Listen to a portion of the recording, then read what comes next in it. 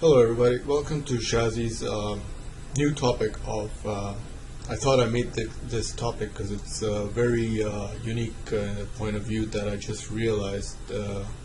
And if you're coming from another part of the world and then you see the basic obstacles of cross-dressing. So I named this video, "A White Man Shall Not Make Wars." Well, let me just get into the first reasoning of this topic. Is because every consequence has a cause and effect. And if you make too many trouble, then you're going to get that trouble back in your own land, basically. So what I'm seeing is that a lot of the men, basically, they're cross-dressing in all different parts of the world, but people are integrating in different, cultural diffusion as well. But when you come from another part of the world, let's say Middle East, and you come to North America or Europe, basically you are invisible or like a ghost or indetectable, because nobody can tell that you're either what your genre is, what your gender is, basically. So because when I was cross-dressing back in the Middle East, I could be so scared out of my wits that every second or third male could identify me that I am a male dressed in infant clothes. So there you have it. That's the reasoning.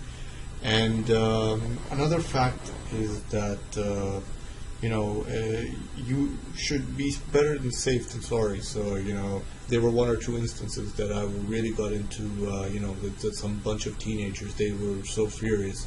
So it is very, it's a very dangerous position to be in. This was, of course, back in the Middle East.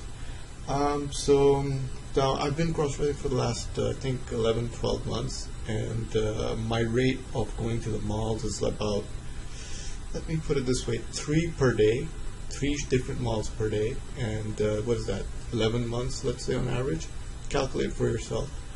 I haven't been detected, and it's really awesome, and I've been going only public. I'd never do it in front of the mirror. And another topic, another subtopic is what I've been analyzing for the past 1 year is basically a lot of the white males who do CDSing, they do it in their own private rooms or bedrooms. They don't go out in public, because they know for a fact once they step outside, a fellow brother is going to spot them on the spot, and he's going to be in trouble. And I've got this figure, it's about 30%. 30% of white males who are in NFEM characteristic behavior of pride or gay, they cannot even step out of their doors. They're so scared out of their wits. So that's what my reasoning is, that white men shall not make wars. Okay, let's move on. So, indoor cross-dressing versus real-life public cross-dressing. Now, these are two different topics.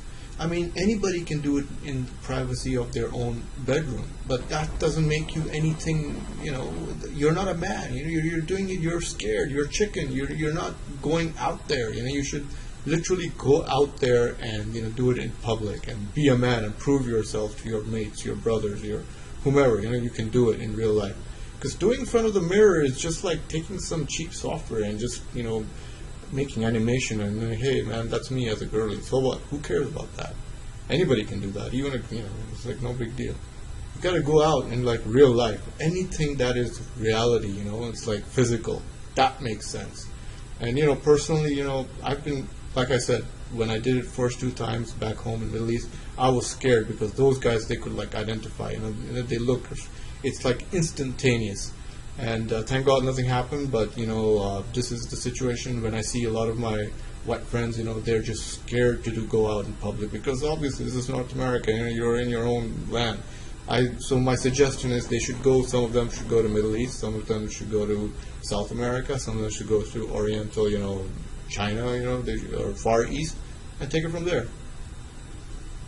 And be a man, do it in public, don't be just, so what, you gotta go wear heels and go in public, that's the main thing. You get more satisfaction in that. In front of the mirror is just like, man, you're a scaredy cat, straight up. Be a man, stick up for your brothers, and do it in real life and prove yourself.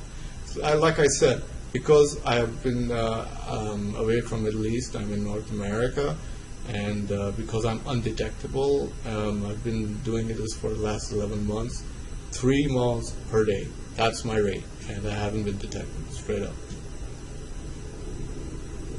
Topic, subtopic.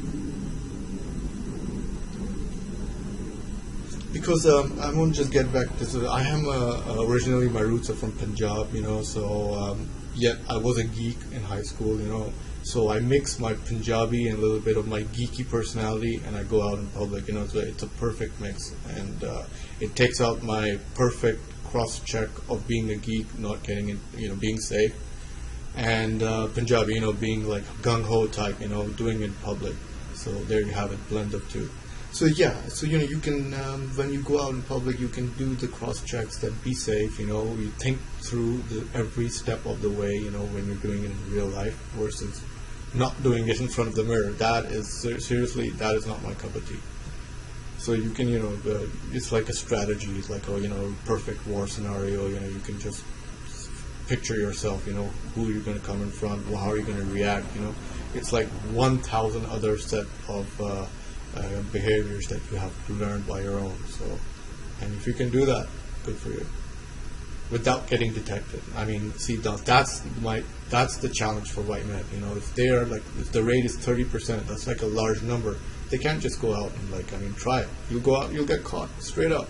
A lot of the security guards, the police, they're gonna identify you. Hey, with this guy, what's wrong with him? Why is he dressed in sissy clothes?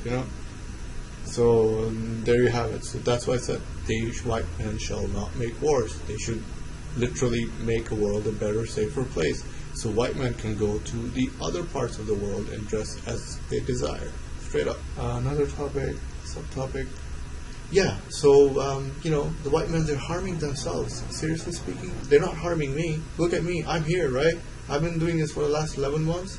It's like they're just in their own privacy rooms, and they're doing it in front of the mirror, taking pictures, really high gear, stylish and all that. That doesn't make you a man. You got to be a real man. You got to go do it in real public. That's the main thing. You got to step outside your bedroom. I mean, I don't know what to say. I mean, you're not in my brotherhood of whatever. This is not my. This is not. You're not one of me. You're not my crossroad. You got to go in real life.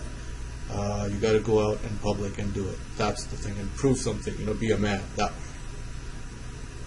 And lastly, I just want to say this. Since the topic is so, it's controversial to the fact that because the issue of cause and effect.